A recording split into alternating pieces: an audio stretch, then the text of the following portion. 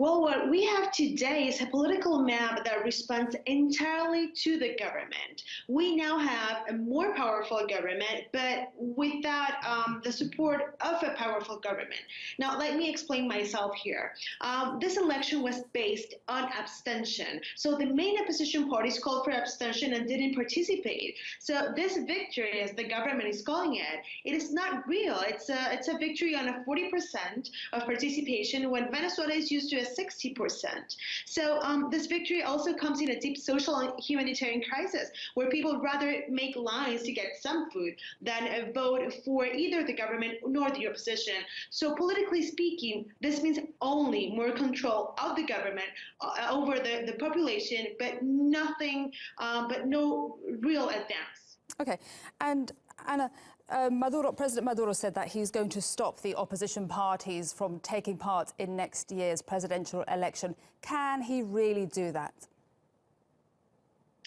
Well, technically, he can't do it because the Constitution doesn't give him that power. But he did ask the Constituent Assembly, an all-powerful super body that responds only to the government, and that was created to make this a new constitution, but so far has only created laws that Maduro couldn't pass with the elected National Assembly in 2015. So basically, we have to wait for the decision of the Constituent Assembly and see from there if they're going to be banned or not. But to answer your question more briefly, yes, if the Constituent Assembly says that all opposition parties are going to be banned from participating on another elections, they will be banned.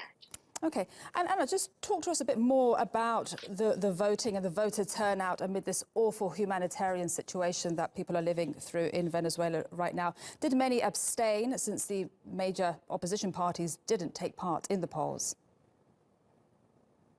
Yes, we're talking about 60–70% of abstention. That's the official results are not on yet, are not out, but we will know that tomorrow.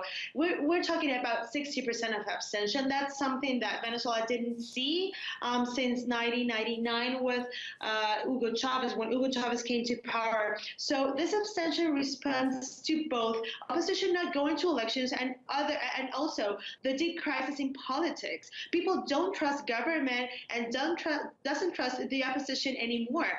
They don't want to vote. They don't want to go and vote. They don't trust the electoral power. And we're talking about a population struggling with malnutrition, with deaths because of the lack of medicine, and breaking of families. Many families are going away, and many people are leaving the country. So it's a confused society in a deep economic, social, and political crisis that it's possibly going to get worse in 2018.